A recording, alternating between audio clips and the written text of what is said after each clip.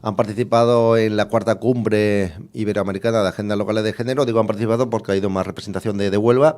¿Cuál ha sido la impresión que se trae de allí? ¿Cuál Bueno, es la pues, situación de la mujer en bueno, Iberoamérica? pues la situación de las mujeres en Iberoamérica, hay países que han obtenido en estos últimos años con los nuevos gobiernos bastantes logros y derechos, como pueden ser, por ejemplo, Bolivia, donde ya han alcanzado a todos los niveles un 50% la paridad La representación. a nivel político.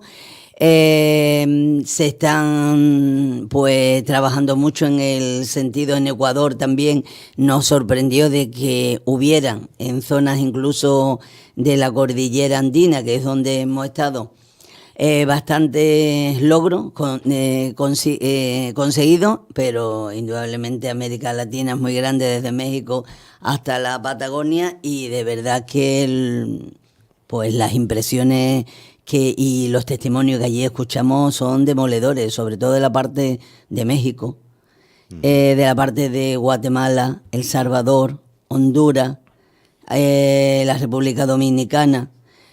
Son demoledoras porque el hecho de ser mujer y además política y defender a sectores de la población más deprimidos y más desprotegidos, pues ha llevado consigo que hayan sido secuestradas, violadas, torturadas a machetazos. Allí estaban, precisamente había 4 mujeres que estaban con esos testimonios. Y la verdad es que cuando tú vienes de un país de europeo y escuchas esos testimonios, y el hecho de que sigan luchando, a pesar de que le hayan matado a sus hermanos, padres o madres secuestrados, pues la verdad es que de eso hay que aprender mucho. Y eso por dedicarse a la política. Dedicarse única y exclusivamente a la política. Al servicio Allí público. a la política, y porque yo nunca digo que somos más, la mujer tiene que tener los mismos derechos y las mismas igualdades que un hombre, eso está claro, ¿no?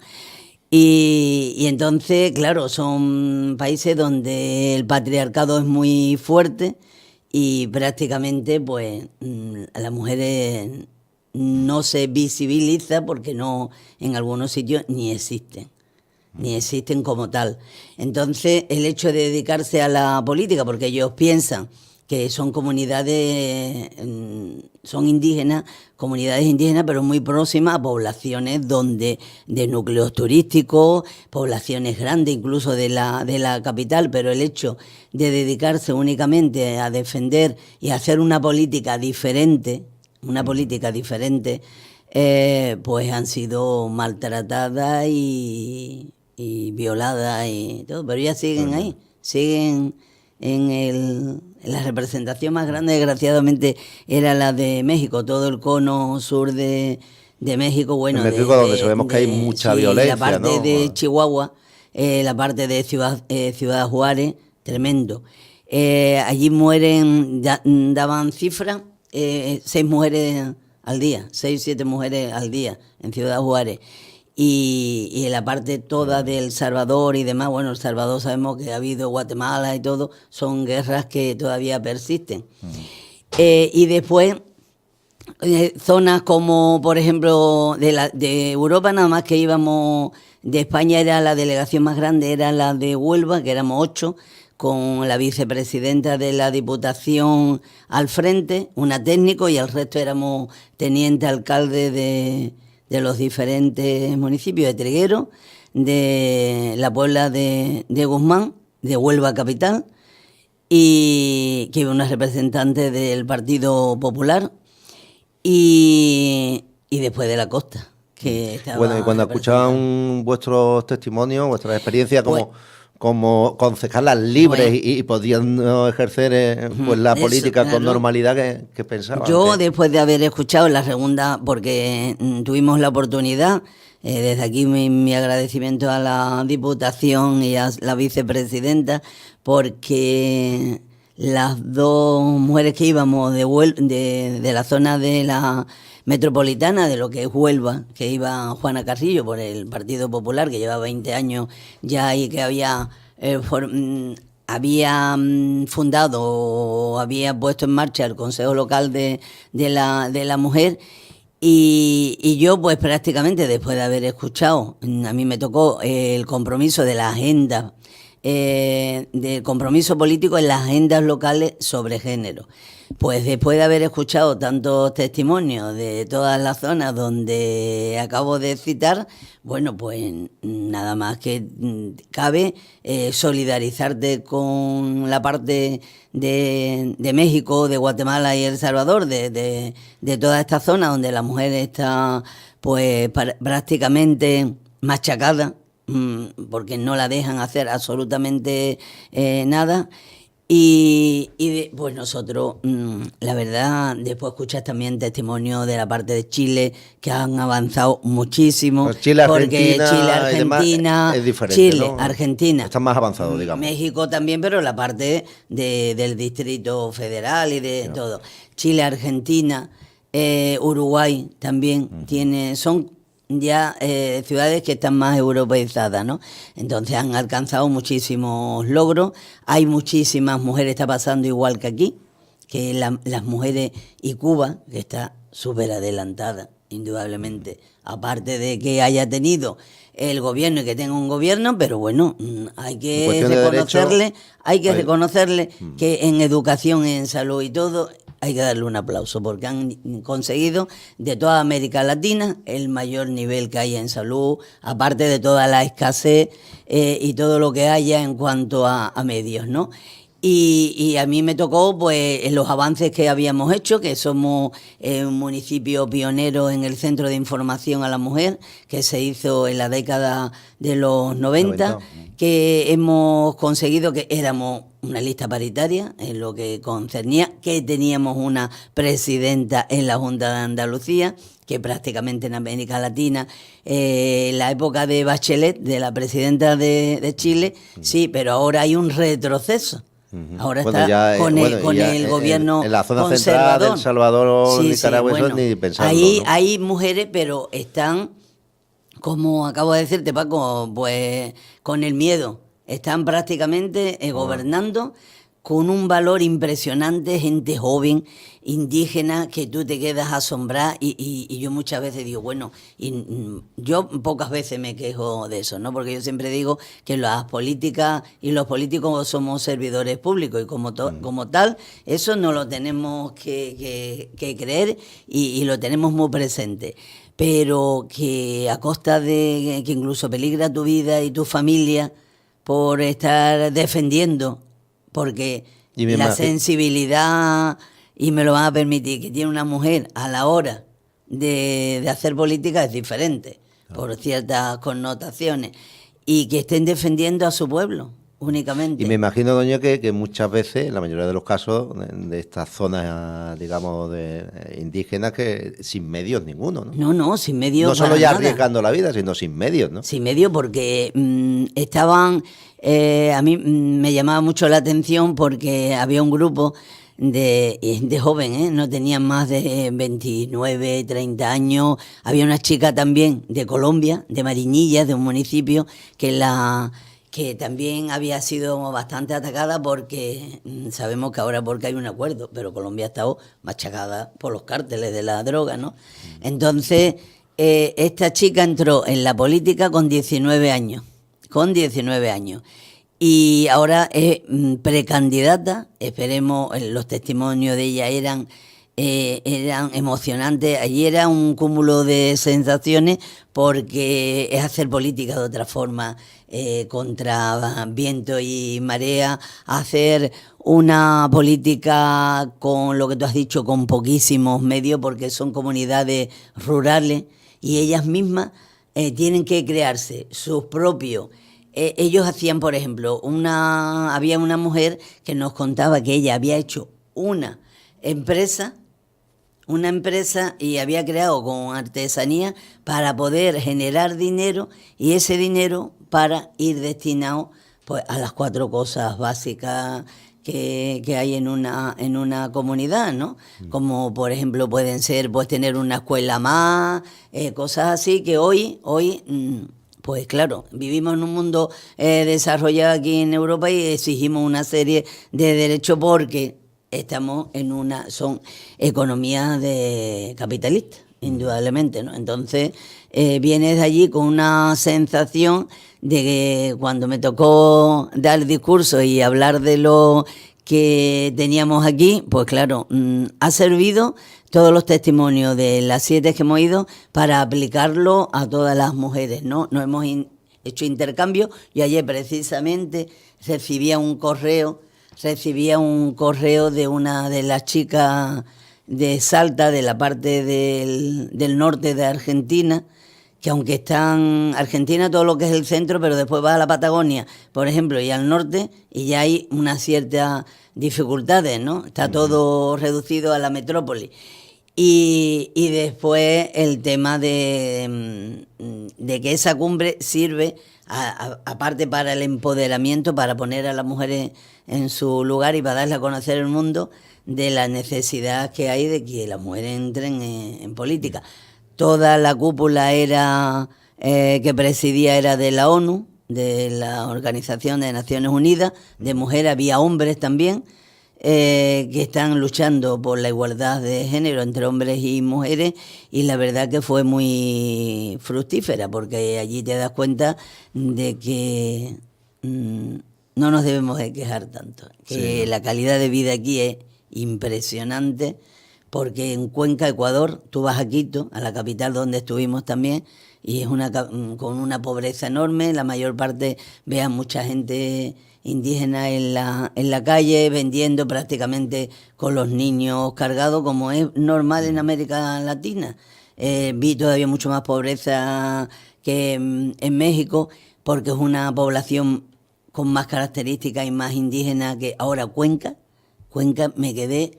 Cuenca de Ecuador, hablamos, ¿no? Cuenca de Ecuador, que está en la cordillera andina, 2.500 metros de altitud, me quedé totalmente asombrada. Es la tercera ciudad de Ecuador y además es una ciudad que tiene mucha industria, que hay mucha energía eléctrica, y lo que más me llamó la atención, que estuve hablando un tiempo con el alcalde, los derechos que se han logrado y que ahí viven 10.000 estadounidenses jubilados.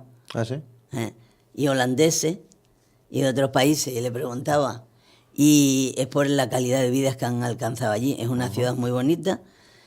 Tú que viajas mucho, te animo a que vayas, porque la bordean cuatro ríos, tiene una vegetación espectacular y una limpieza impresionante, un respeto, todo muy cuidado, vigilado. ¿Y allí la mujer está mejor considerada? Allí la mujer tiene la paridad. Allí ¿Sí? En Ecuador han alcanzado la paridad. Allí mismo en Cuenca tiene 650.000 habitantes. Cuenca. Y la mujer allí se ve que va después a Quito y a otras comunidades que tuvimos, y la verdad es que te das cuenta. Ayer estuve en una mesa de cooperación internacional que hubo en la Casa de Cultura, y contaban, por ejemplo, que en la zona de El Salvador, Nicaragua, ese de triángulo que hay ahí, Nicaragua y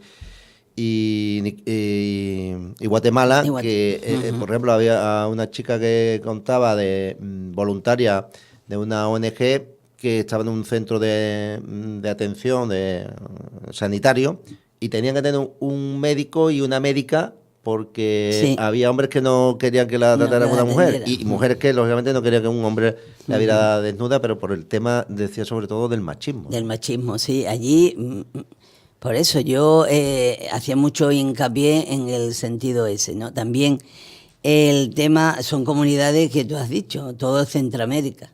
No hay que olvidar también que tuvimos varios rapapolvos también, cosa que tampoco nos sentó muy bien.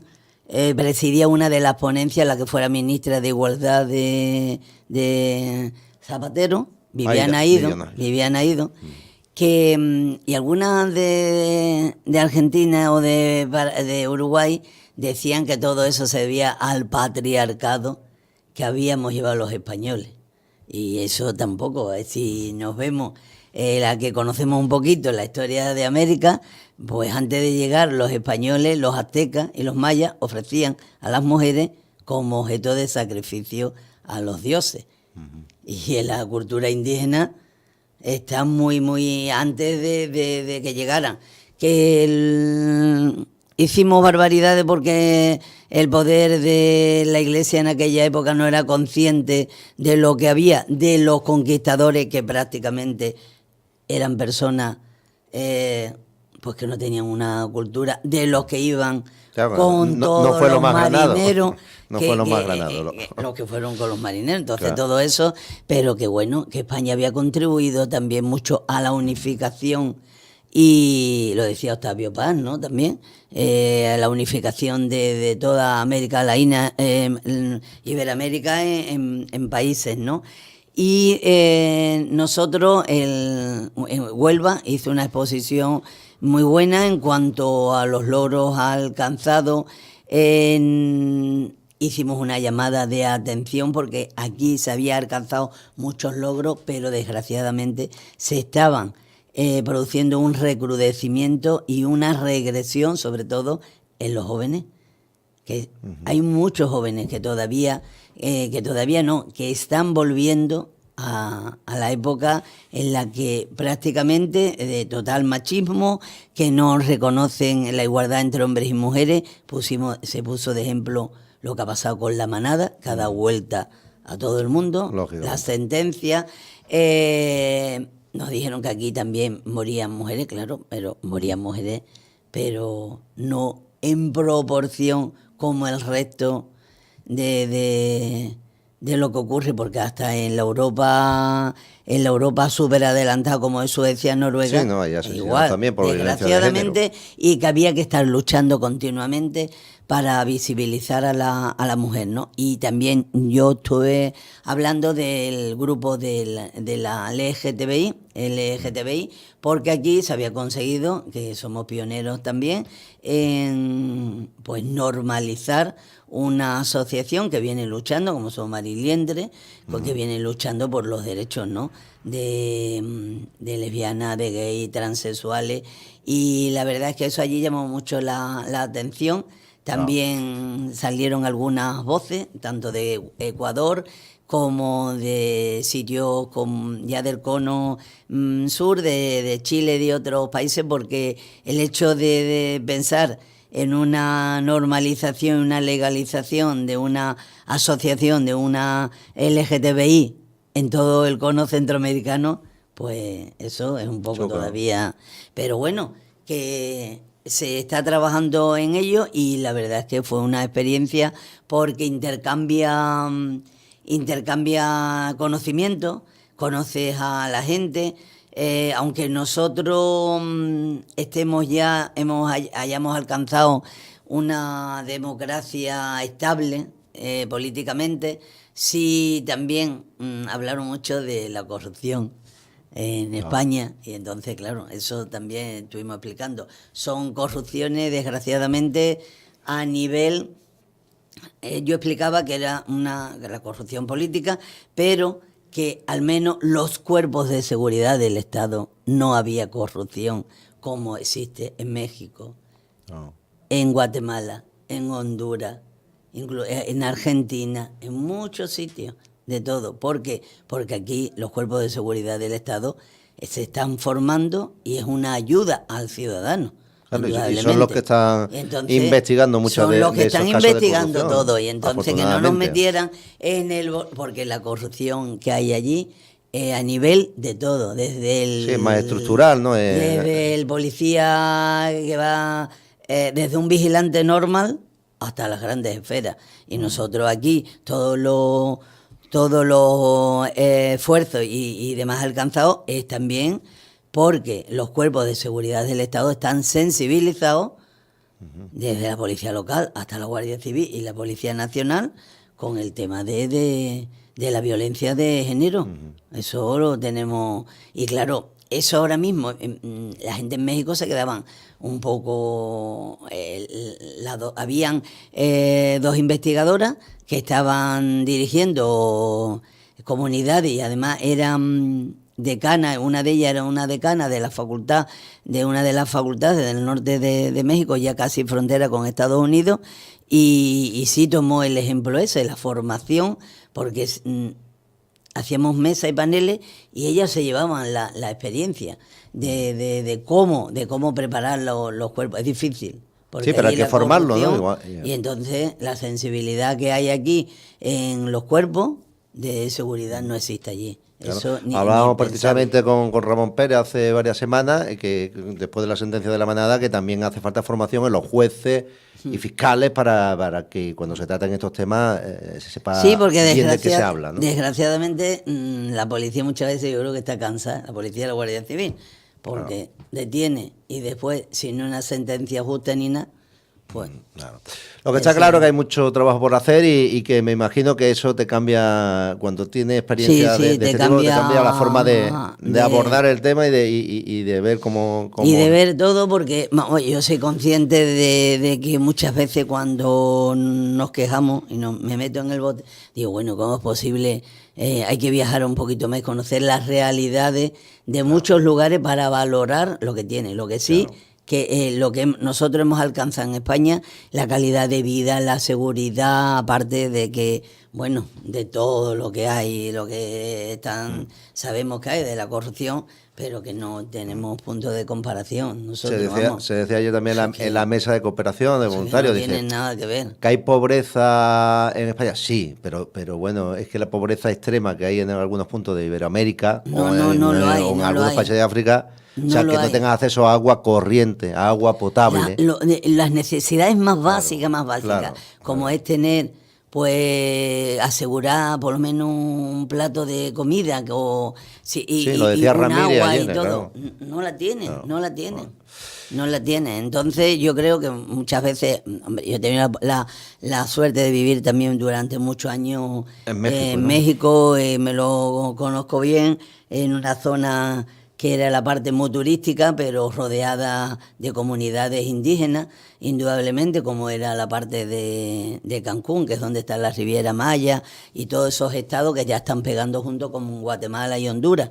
Y la verdad es que una valora, indudablemente. Yo muchas veces cuando hay alguien que se queja sin razón, digo, ay, que nos quejamos del sistema sanitario, tiene sus carencias y tiene sus deficiencias, pero hay...